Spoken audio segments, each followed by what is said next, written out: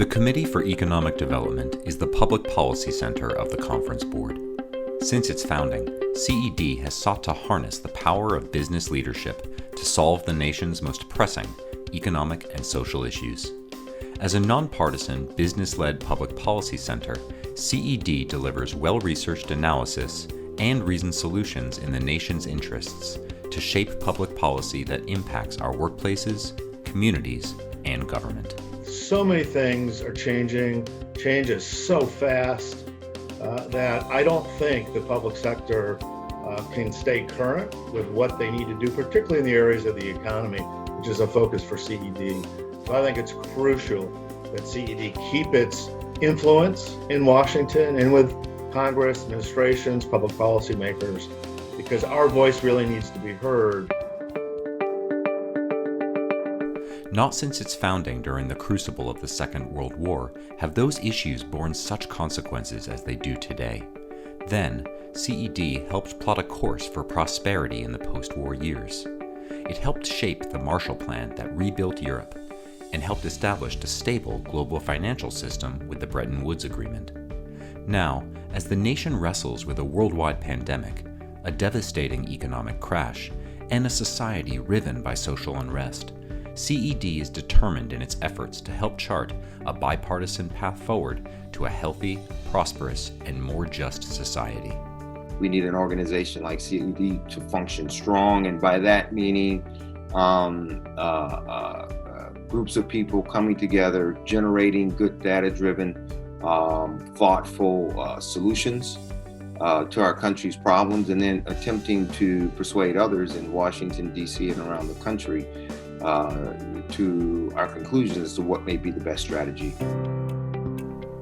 Through its history, CED's work has been guided by the core principle of making capitalism sustainable for generations by providing sustained economic growth, prosperity, and equal opportunity for all Americans.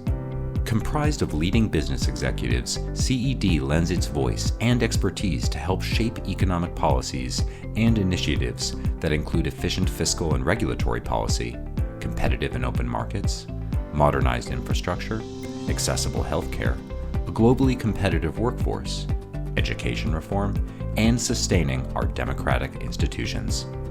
I see the CED as providing an incredible platform where we can look at the issues and the challenges facing our country and come out with well-researched, well-reasoned, thoughtful policies and recommendations that step aside from the partisan bent and stand in together as leaders and citizens in the United States. As we navigate through these uncertain times and look to the future, one thing remains clear. In order to sustain capitalism, we must continue to provide leadership in challenging times.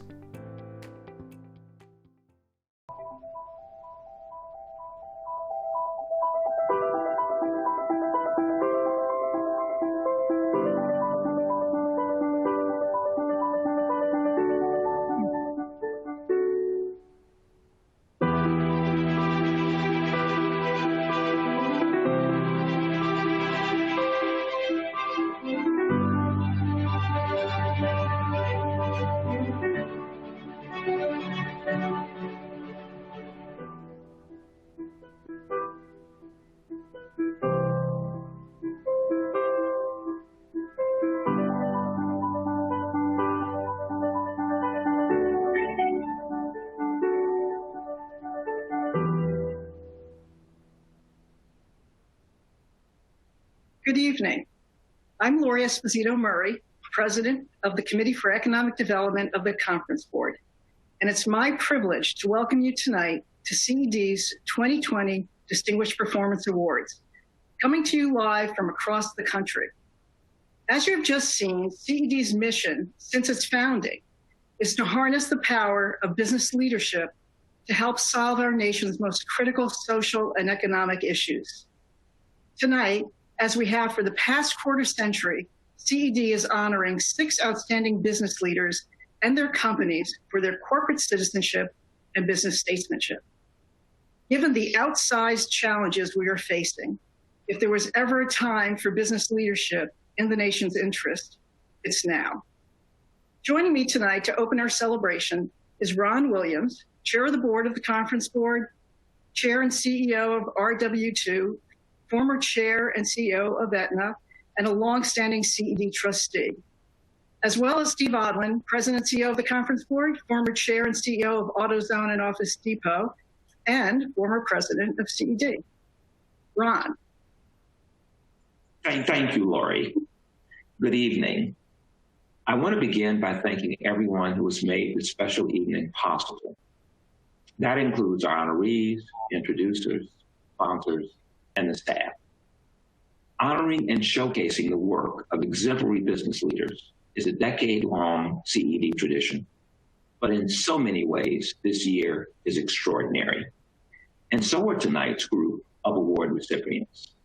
Leading a business poses countless challenges at any moment, and that is without the historic challenges we are facing today as a nation and as a global community.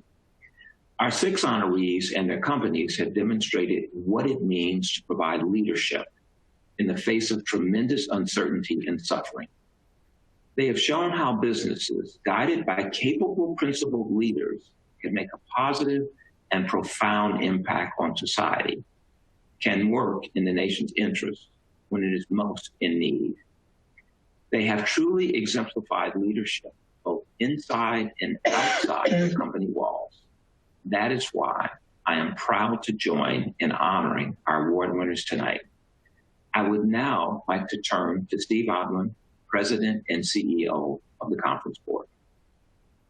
Well, thank you, Ron, and I also want to extend my congratulations to this great group today. Thank you also to Lori Murray and the entire CED team who pivoted in this COVID world from our planned dinner in New York to prepare this great virtual event. I hope that we all enjoy it. I missed the beef at the hotel, but maybe next year. As Ron mentioned, showcasing CEOs who have led their companies and communities through these challenging times is really the reason we're all gathered here this evening. The Conference Board was founded amid labor unrest in 1916 and helped the world's leading companies and society at large for over 100 years to navigate the crises and develop a path forward. CED has been part of the Conference Board since 2015 and really remains uniquely suited to shine a light on the outstanding business leadership present here tonight, given its trustees' dedication over the many years since its founding to develop public policy through reasoned solutions in the nation's interest. None of us could have predicted the confluence of events that have brought us here, but I think CEOs remain one of the most trusted groups in America, and their personal and corporate actions have the ability to inspire change through the country, as exemplified by this great group tonight. So congratulations to everyone and to the staff who have made this possible. And Lori, I'll turn it back to you. Thank you, Ron, and thank you, Steve, for that welcome and for your leadership this year. This year, the 6 outstanding leaders we are recognizing are Kathy Warden, Northrop Grumman, Marilyn Houston, Lockheed Martin, Edward Stack, Dick's Sporting Goods, Lucinda Beyer, Brookdale Senior Living, Gary Norcross, FIS, and Vicki Hollab, Occidental. The Corporate Citizenship Award is presented to a company that demonstrates strong commitment to corporate responsibility and whose leaders are actively engaged in supporting and expanding those efforts. We will also present our Peter G. Peterson Business Statesmanship Award, which was established in honor of our longest-serving trustee, Pete Peterson. This annual award recognizes a corporate executive who champions issues in the interest of the public good and who holds themselves to the highest standards of integrity, as Pete did. To open our awards presentation, part of the evening, I'm now pleased to introduce David Abney, Executive Chairman of UPS Board of Directors. David served as CEO of UPS from 2014 until the end of May 2020 and was appointed Chairman of the Board in 2016. Earlier this spring, CED had the privilege of talking with David, who shared his leadership lessons during this pandemic as head of an essential business whose global transportation network serves more than 220 countries.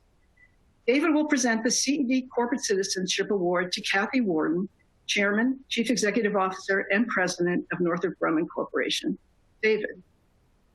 Thank you, Lori. It's a real pleasure to introduce a woman that I have so much respect for as a person, as a friend, and as an incredible executive. The Corporate Citizen Award recognizes companies and leaders who are truly committed to corporate responsibility. Leaders like Kathy Warden, Chairman, CEO, and President of Northrop Grumman Corporation. As a child, Kathy received perfect citizenship grades. How fitting, right? And Kathy's childhood dream was to be a lawyer. Thankfully, her plans changed and she landed at Northrop Grumman. But given her cross-examining skills, some on her team are convinced she would have also been an excellent attorney. Tonight, we're recognizing Kathy for guiding the company through unprecedented challenges in her second year as CEO and her second decade at the organization. Under her guidance, the company is building tomorrow's workforce through education programs such as the Northrop Grumman Foundation Teachers Academy, which trains middle school STEM teachers, an urgent need across the United States. With her leadership, Northrop Grumman prioritizes environmental stewardship, both globally and locally, through both corporate efforts and employee volunteer opportunities. Driven by her commitment, the company is working to advance social change and social justice in its communities. The Northrop Grumman Foundation has given $1 million to the NAACP Legal Defense and Educational Fund. They're also matching up to $1 million of employees' personal donations to organizations that focus on social justice and equality. Kathy's passion and dedication are helping Northrop Grumman turn social responsibility into social good, and as a result, helping create a brighter future for us all. Therefore, it is my great honor to present CED's 2020 Corporate Citizen Award to Kathy Warden. Kathy? Thank you, David, for that witty and kind introduction. On behalf of Northrop Grumman, I'm pleased and honored to accept this award. It's certainly gratifying to be among so many other accomplished honorees this evening. Thank you to the Committee for Economic Development. Northrop Grumman is pleased to be associated with the initiatives and objectives of the CED. This award recognizes the corporate citizenship of our employees, and I'm proud to lead this team of over 90,000 people whose bold ideas and pioneering spirit make Northrop Grumman such an incredible community and a special place to work. This award is particularly meaningful to us this year because of the extraordinary challenges that have confronted our people, our businesses, and our communities. In response to the COVID-19 pandemic, we are giving to organizations involved in relief efforts, including providing funding and resources for frontline relief workers to keep them protected, to food banks to help those who have lost their income, and to schools to support students with virtual learning. We have also contributed, as David said, to the work of the NAACP Legal Defense Fund to promote and enable social justice in our communities. At Northrop Grumman, we value a diverse and inclusive culture because we believe that every employee deserves to be respected for who they are and to feel challenged, rewarded, and engaged. This is a necessary ingredient to our success because the diversity of our teams increases, and so does our performance. I'm very proud of the progress we've made. And while our company's diversity representation for women and people of color largely reflects the communities in which we work and live, we still have some work to do. We have fewer people of color in senior leadership roles than we'd like, and we need more women in our technical paths, which means we need to inspire more women to become engineers in this country.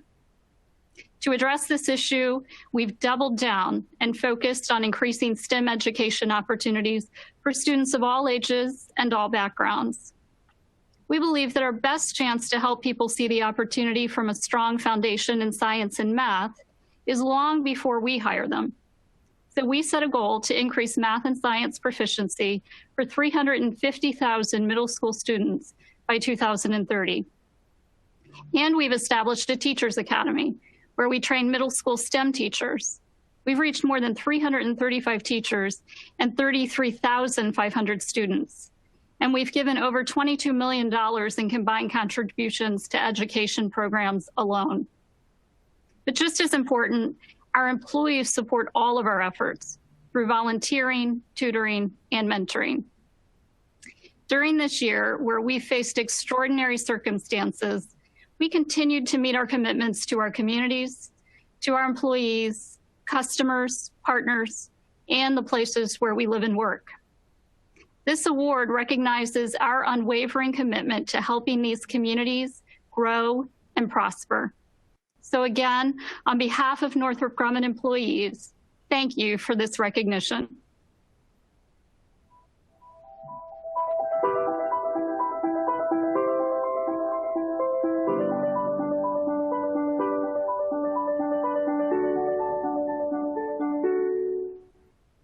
Thank you, Kathy. Your leadership and the leadership of Northrop Grumman in the issues of corporate citizenship have been truly outstanding, and it really is our privilege this year to be honoring you and Northrop Grumman. I'm now pleased to introduce Julie Sweet, Chief Executive Officer of Accenture and a former CED award winner. Over the past several months, Julie has steered Accenture's more than 500,000 employees in 51 countries through the pandemic, a crisis that has made the firm's skills more essential than ever. Julie has long been committed to advancing public policy, especially around technology's impact. And this year, Julie has been ranked #1 on Fortune's list of most powerful women. She will present the Peter G. Peterson Statesmanship Award to Marilyn Houston, Executive Chairman, Lockheed Martin. Julie? Thank you. I am so honored and excited to introduce my friend and my role model, who long before me was #1 on the most powerful women list, the 2020 Distinguished Performance Award for the Peter G. Peterson Business Statesmanship Award. Leadership isn't a job. It is both a calling and it's a choice to take on responsibility. And time again, Marilyn Houston, over her 35-year career, answered that call. She is known for her bold vision, her decisive leadership, and for the results that spans not just financial performance, but innovation, diversity and inclusion, the employment of veterans, and so much more.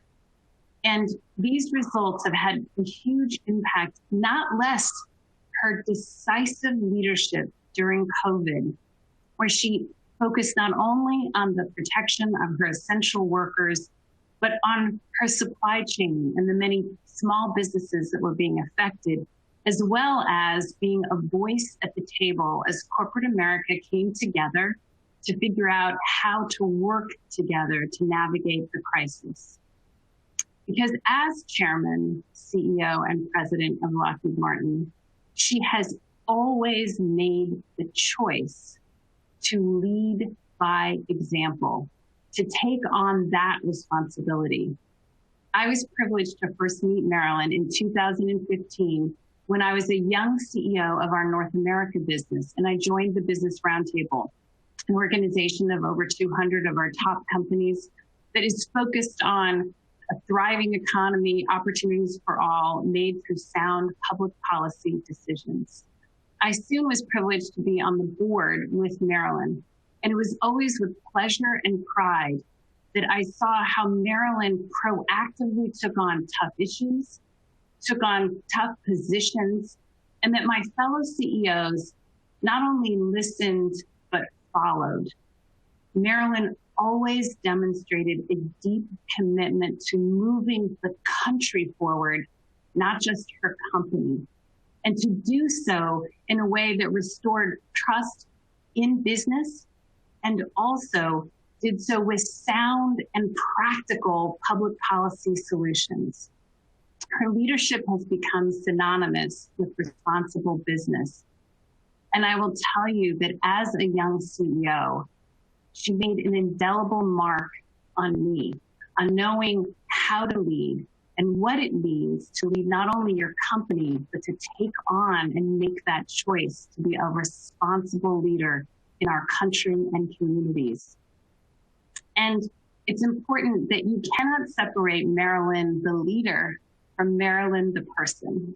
I can assure you she is a masterclass in how to take risks, how to be fearless, how to be principled, and also always treating others with respect and decency. I will never forget how she reached out to me when I first joined the Business Roundtable and literally knew no one. And while she routinely has answered the call for leadership, I can assure you that she's made more than a few calls of her own to mentor, to give advice, to reach out to new young leaders as I was. I'm not so young anymore, although I'm still new and I have a lot to learn.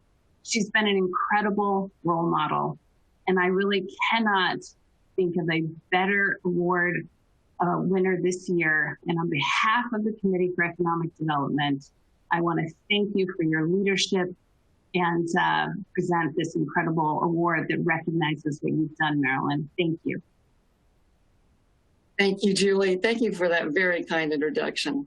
And good evening, ladies and gentlemen. It is truly a privilege to join this gathering of some of the most fine leaders here with the Committee for Economic Development to be recognized as distinguished business leaders. I'm especially honored to accept the 2020 Peter G. Peterson Business Statesmanship Award on behalf of the men and women of Lockheed Martin, who make it possible for Lockheed Martin to have such a positive impact on the world. CED's Statesmanship Award bears the name of Peter G. Peterson, a public servant, a businessman, and a philanthropist. The son of Greek immigrants, Pete's life's work was to ensure that future generations had the same chance that he did to pursue the American dream. And as executive chairman of Lockheed Martin, I appreciate Pete's sense of mission.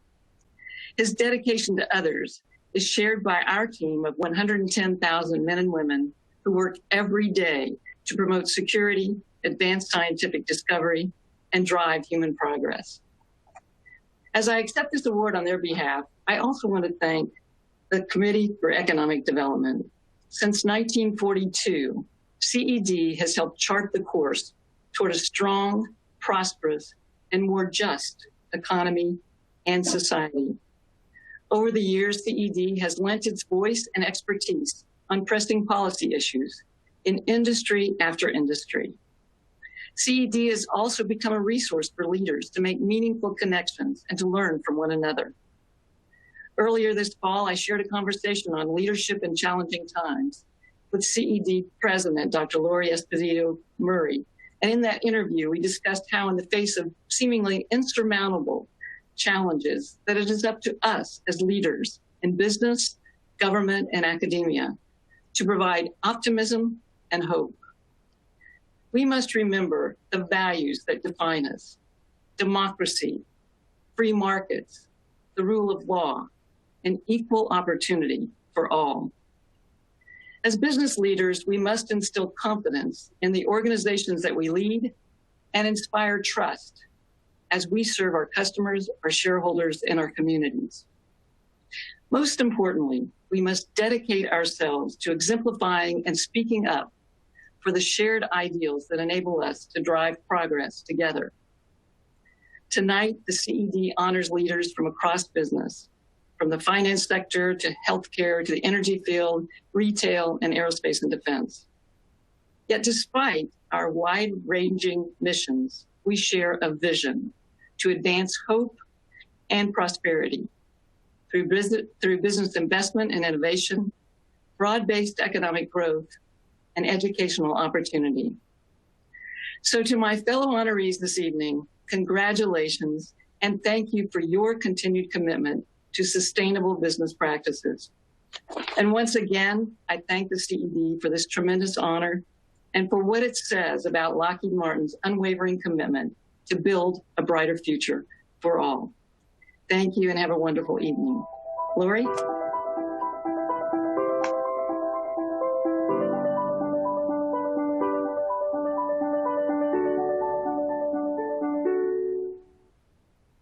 Thank you, Marilyn, and congratulations. It's truly our privilege to be honoring you tonight and honoring Lockheed Martin.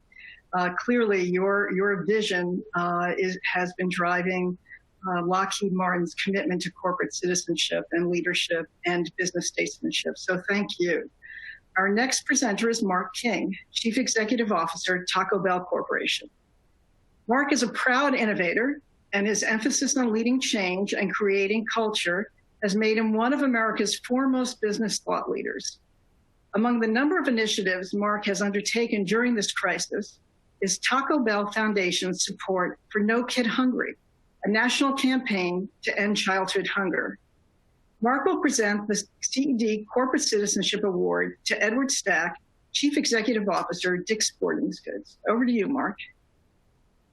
Thank you, Lori. It is my great honor to present the 2020 CED Corporate Citizenship Award to my dear friend, Mr. Ed Stack, Chairman and CEO of Dick's Sporting Goods. The award recognizes Ed's considerable contributions to his industry and maybe more importantly, to our society. He is a recipient of the Maverick in Leadership Award by the Yale School of Management's Chief Executive Leadership Institute. He provides leadership on industry councils, including the National Retail Federation and the Wharton's J.H. Baker Retailing Initiative. And these are only just a few of how many times my friend has been recognized for what he has done over his career. I met Ed 30 years ago as a sales rep, selling him golf products at Dick's Sporting Goods. And from there, we have built a business partnership and a personal friendship. So let me just tell you a few personal things about Ed. And I know he's a little nervous tonight because his children are watching and he's not really sure what I'm going to say. But tonight, it's all serious business, my friend. So Ed took over a 2-store operation in upstate New York from his father, a small retail shop, two stores. And he built it into a business empire with over 850 retail stores. Ed took his sporting goods experience and expanded his business to include outdoor and golf retail. The coolest thing about Ed that I can tell you about is the foundation that he started to help youth athletics. Tens of millions of dollars committed to helping young people just have exercise or athletics in school and in the summertime. And all the while creating the most amazing award-winning documentaries to spread the word about how children and kids need sport in their life. And it's all because he believes sports matter. In 2018, Ed made one of the most courageous decisions in his business life, and that was to stop selling assault-style guns and change other gun policies at his retail stores. And he did that without worrying about the consequences to his business. And why? Because it was the right thing to do for our country. Ed has committed his time, energy, and money to raising his voice to Congress to do what's right for America. The most amazing thing to me about Mr. Stack is he's still down to earth, he's still humble, he's still the same guy I met 30 years ago. He's passionate about his business, he loves his family more than anything, he's loyal to his friends, he cares about his community, and maybe most importantly, he uses his success and his platform to affect positive change in America. So everyone out there tonight, ladies and gentlemen, it's my honor to present the 2020 CED Corporate Citizenship Award to Mr. Ed Stack. Ed? Thank you, Mark. Thanks for those kind words. And I'd like to thank the Committee for Economic Development, the Conference Board for this honor. I'm truly honored and humbled to be here with such distinguished members tonight. The first thing I'd like to say is that I was a little nervous as to what Mark would say. We didn't rehearse this. And quite honestly, Mark is the same person that I met 30 years ago also, which is exactly why I was so nervous about what he might actually say tonight. But with that, you know, and our company, on a serious note, our company has always been everything we did was around and for the benefit of kids. And today, in the environment we live in today, between COVID, between social injustice and unrest, it's even more important that the kids not get forgotten about. As Mark talked about, we put together our Sports Matter Foundation a number of years ago and invested a lot in our kids because we really felt that kids, they need a place to go after school. They need a place, sports is a great place, but they need a place to go after school. And that could be either sports, it could be the band, it could be the drama club, whatever they are into. Kids need a place to go after school. They need a place where that they can be with their friends. They need a place where they feel valued. They need a place where they can be mentored by coaches or people running the drama club. Kids, I'm getting really concerned in the environment of COVID right now and social unrest that the kids could be forgotten about. If you think about it today, these kids they're at home being schooled. Not a lot of them are in school. They've got no place to go. They feel somewhat disconnected from their friends. And one of the things that we looked at is that this is before even COVID, 25% of the public high schools in this country had no sports program, which meant 25% of the high schools in this country, kids had no place to go after school.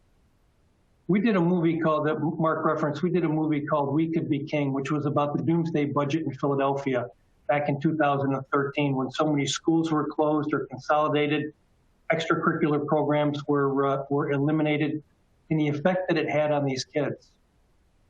We took this movie and it was around a football team from 2 consolidated high schools. And we filmed these kids in school, at home, in the streets, at practice, and in games. And one of the things that came out of this movie, we were actually allowed to film a Board of Education meeting, which I was really surprised they let us do that.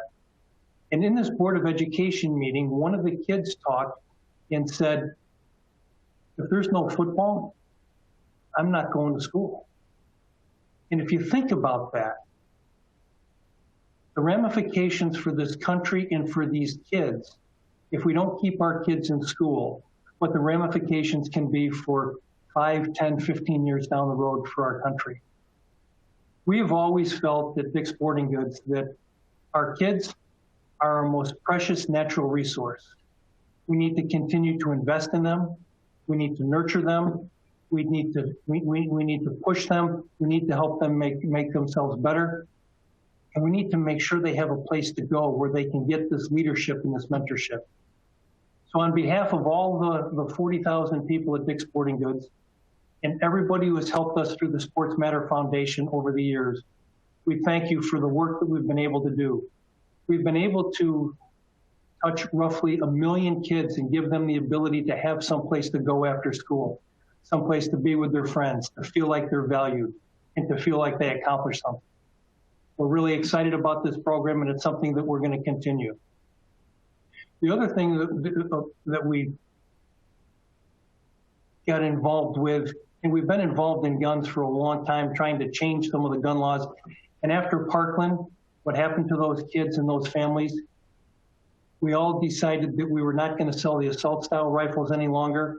We tried to change the laws to make the age to purchase an assault-style rifle or any gun at 21 years of age. No more high-capacity magazines. And there were a lot of people that have helped us do this also. Unfortunately, not a lot has changed with our firearms laws. So what we will continue to do in our company over the years around social injustice, kids, firearms legislation, that's for us, it all comes back to our kids. And as we said, we think our kids are our nation's most precious natural resource. We have to do a better job investing in our kids. I'd like to thank everyone else who's received this award tonight. It's really an honor to be involved with all of you. And I wish all of you all the best in your business ventures and how you're trying to make this country a better place. We need we need leadership in this country. And right now it seems that from the business side, is where the majority of the leadership is coming from. So thank you, and we look forward to talking with you in the future. Lori?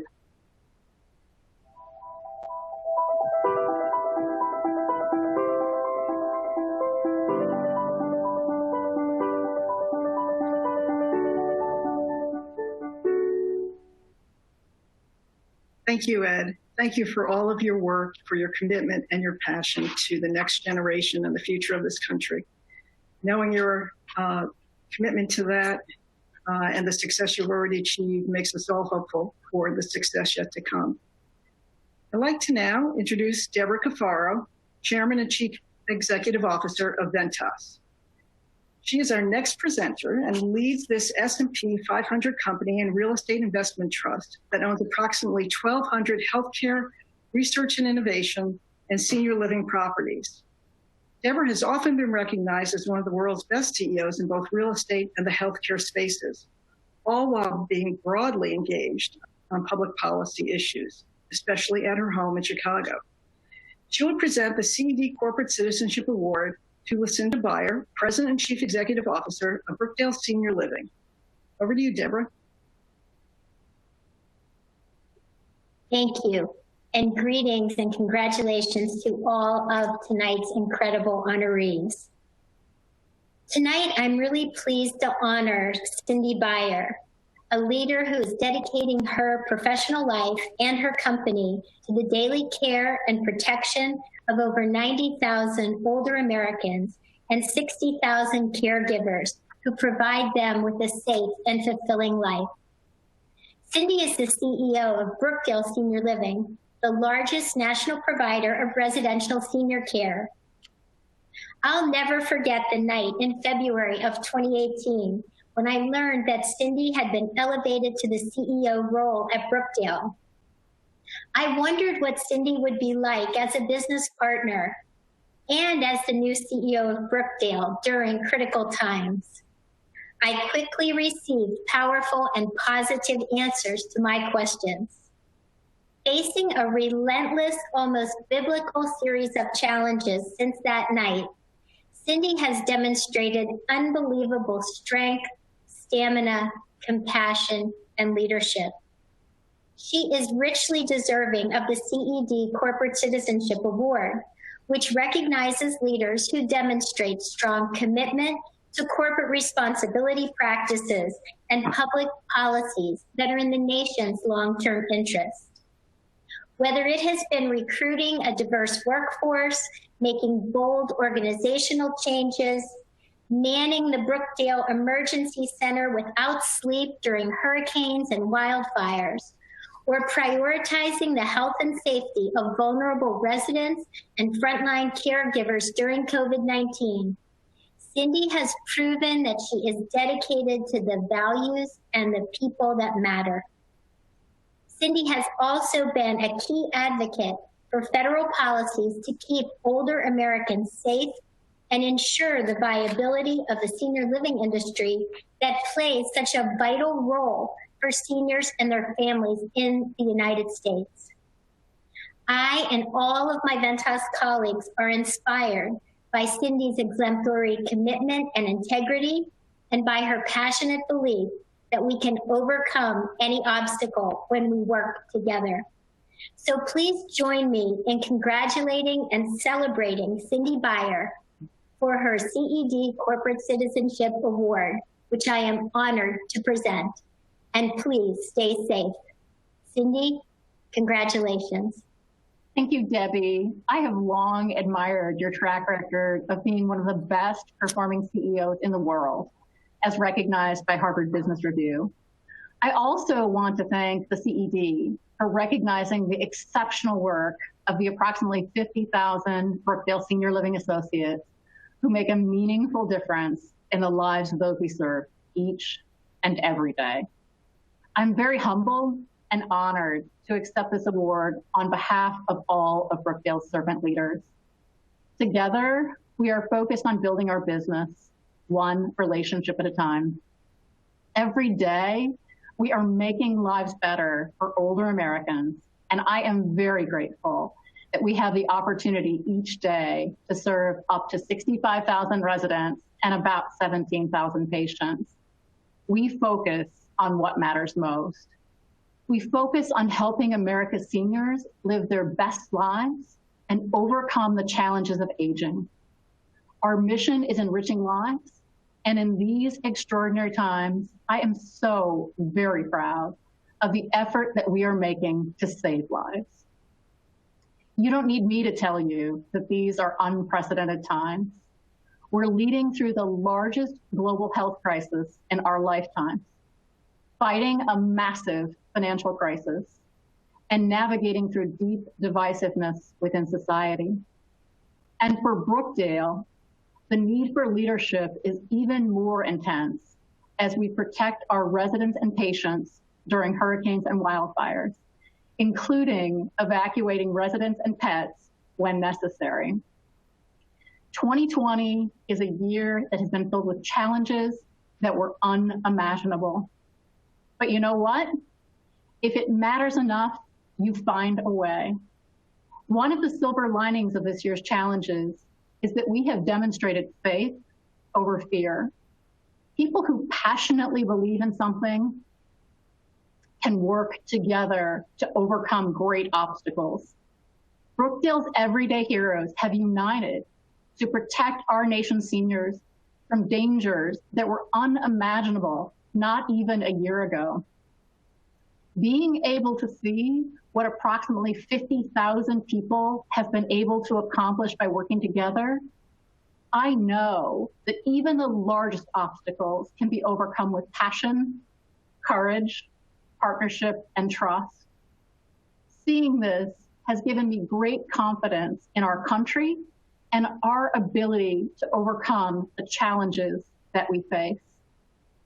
In response to this year's challenges, Brookdale united around our mission. It was clear that our top priority was the health of our associates, our residents, and our patients.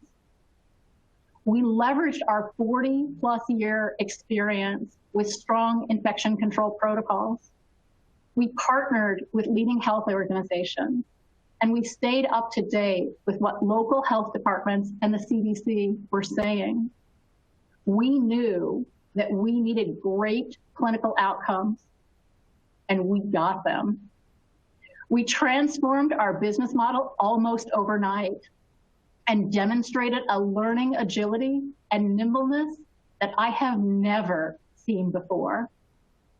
Like Brookdale, I see companies becoming much more nimble, focusing very specifically on key things that are critical and eliminating things that are just not that important. There's nothing like a crisis to show you what really matters. Once an organization has a crystal clear, laser-like focus, it's easier to retain the changes that made you successful in overcoming the challenges that you experienced during a crisis. I think that most businesses are likely changed forever by COVID-19. But I think that's a COVID silver lining, because this crisis accelerated changes that needed to happen. I'll close on a personal note.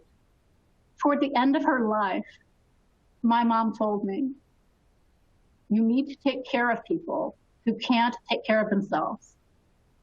At Brookdale, I am so inspired by our Brookdale everyday heroes who make lives better for older Americans each and every day.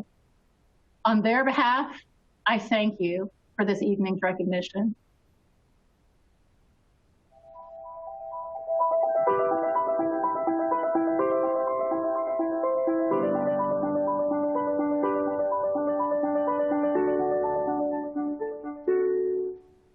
Congratulations, Cindy. Your industry has faced especially significant challenges over the past several months, and your example of leadership and the example of everyone at Brookdale from the front lines is needed now more than ever. So thank you.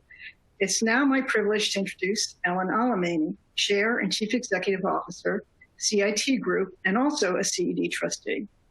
Ellen is spearheading CIT's evolution as a leading national bank and empowers businesses and personal savers. The value of Ellen's leadership over the past 5 years in these areas cannot be overstated. Ellen will present the CED Corporate Citizenship Award to Gary Norcross, Chairman, President, and Chief Executive Officer, FIS. We are also privileged to have as a CED trustee. Ellen? Thank you, Lori, and congratulations to all of tonight's honorees. It's my great honor to introduce Gary Norcross as he accepts the Corporate Citizenship Award tonight. I've had the privilege of serving on the board of FIS for the past 6 years and watching Gary in action as he has led FIS to become one of the top financial technology companies in the world. He is, of course, a highly accomplished business leader, but our occasion to celebrate him tonight is to really shine a light on his efforts as a corporate citizenship champion. Gary knows that companies must do good to be good, and under his leadership, FIS has committed to reducing its environmental impacts through its data center consolidation plan and environmental awareness initiatives. They have also supported more than 125 nonprofit organizations with grants to support children's services, community development, sustainability, and wellness. And he fosters a culture where giving back is fundamental to employee engagement, which has led the FIS team to volunteer 24,000 hours annually. Many say the true test of a leader is how they respond to challenges. And I think we'd all agree this year has had a few of those.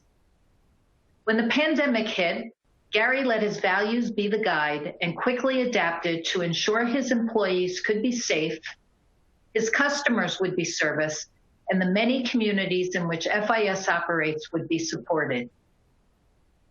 Gary embodies the true spirit of this award and is an inspiration to many on business being a force for good. With that, I'm happy to introduce FIS Chairman, President, and Chief Executive Officer, Gary Norcross.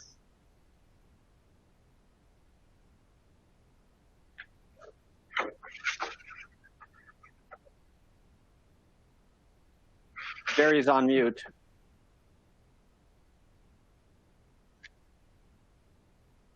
Gary, I think it would help if I unmute. Somebody was going to do that tonight, so why not it be me? Sorry about that, guys. Ellen, thank you for that kind introduction. I really do want to first thank the Committee for Economic Development for this honor. I'm really humbled to be included with this prestigious cohort of honorees. I want to congratulate Kathy, Marilyn, Ed, Cindy, Vicki, for your tremendous career achievements that are being recognized tonight. And once again, Ellen, you've been a great mentor of mine. I really appreciate all you've done for FIS, being on our board, and your generous introduction. You know, when we look back on this year, it will unquestionably be the most challenging environment that any of us have ever experienced as leaders. Whether it's the global pandemic, heightened social unrest, divisive political environment, unemployment and economic uncertainty faced by a growing number of Americans. We hope our leadership through these challenges honors the spirit of the founders of the CED, who at the time were dealing with the recovery of the country after World War II. Today, we are facing seismic shifts in how we're living, working, potentially growing our businesses. Our people are balancing new challenges of working from home while caring for family members or homeschooling their children. Obviously, we need to lead from the front with empathy and adaptability. These are the qualities that we will use in the coming months as we continue to lead our organizations and our industry in a COVID-shaped world. The world may not return to our pre-COVID normal, and that's going to be okay. But we must continue to push our industry to innovate to meet where the world will be in 5 to 10 years from now. That may be the very hallmark on how we're all measured for the next generation of leaders. In closing, thank you to my board of directors and leadership team who joined me in this honor. They are truly second to none in a crisis and have displayed all of those leadership qualities I described above. I'd also like to thank our over 55,000 FIS colleagues who remain dedicated to lifting our clients, colleagues, and communities every day, keeping the world's economy running, especially in times of crisis. Finally, I'd like to thank my wife, Amy, and my family, several of which are participating virtually tonight. They provide an amazing, loving, supportive foundation for which I'm able to do what I do, and for that, I'm eternally grateful. So thank you again to the CED for this honor. Lori, I'll turn it back to you.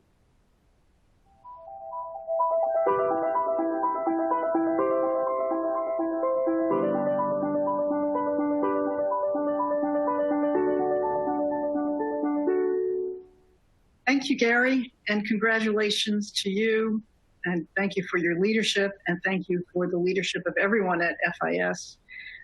You have adapted fast and quick and kept the global economy moving while also adhering to those critical values of leadership, empathy, and really caring for your personnel as well as for the larger community. So thank you for all you've done.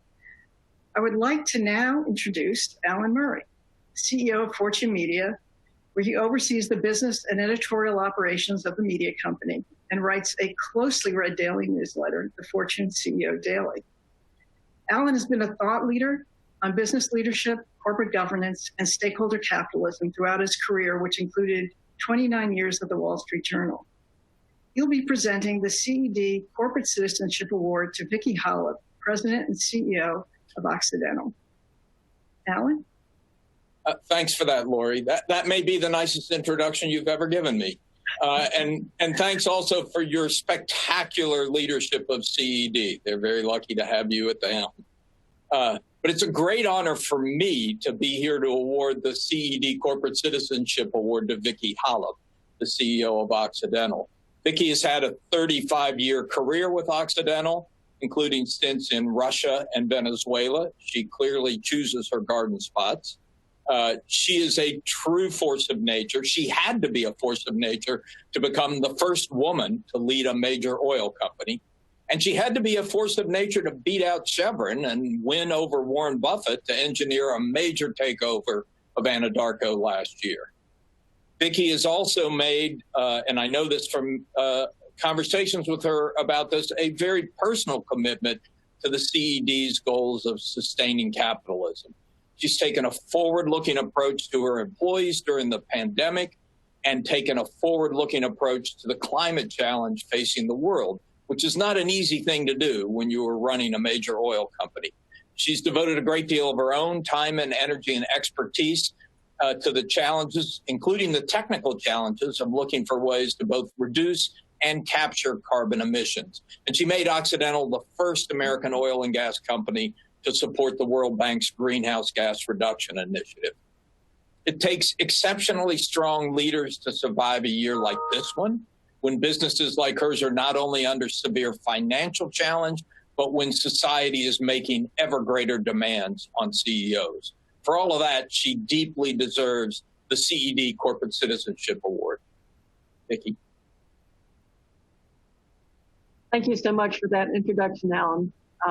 On behalf of Occidental, I first want to thank the members of the CED for this award. It means a lot to me and is much appreciated recognition to the employees of Occidental.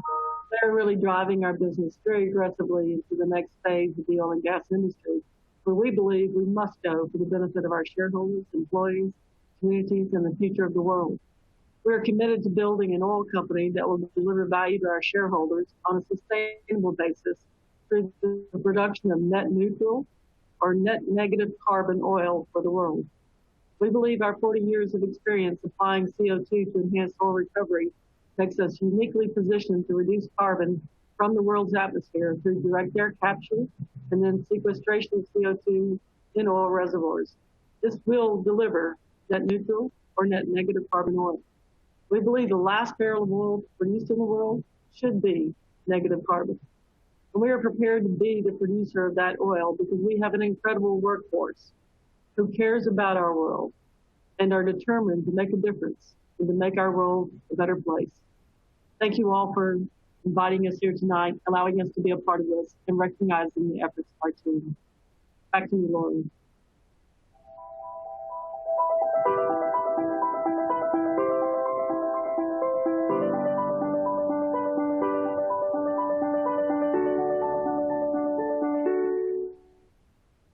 Thank you, Vicki, and congratulations. You continue to build on your remarkable 35 years at Occidental, and your leadership has been invaluable. And now, on behalf of all of the trustees of the Committee for Economic Development and the leadership and members of the Conference Board, it has been truly our privilege to recognize these outstanding leaders tonight. And it is so clear from our discussion so far why these leaders from these many different sectors have been selected for the Corporate Citizenship and the Business Statesmanship Awards. And as was noted several times tonight, leadership from business is so absolutely essential now as we face the multitude of crises we face. But our night is not over. We had to face the challenge of CED, of how to make sure that you as our attendees, have that feeling of engagement and participation that you get at a physical dinner that has been so popular over the years. So we have our offering, the breakout sessions. We're pleased to offer the breakout sessions with our awardees and their introducers who were kind enough to agree to join in a discussion with all of you on leadership in challenging times. And I've had this discussion with our leaders in our webcast series, and I promise you, this will be a very interesting part of the evening. So what you need to do is there are 6 corresponding links to the 6 breakout sessions that will populate on the bottom of your screen. Pick the conversation that you want to be part of and click on that link to transition over to our Zoom discussion groups. If you get lost, just go back to the main page of this event and click on the breakout room tile with the picture of the breakout room awardee that you want to be in a discussion with. So we'll see you all in the Zoom rooms. And thank you. And congratulations to all of our awardees.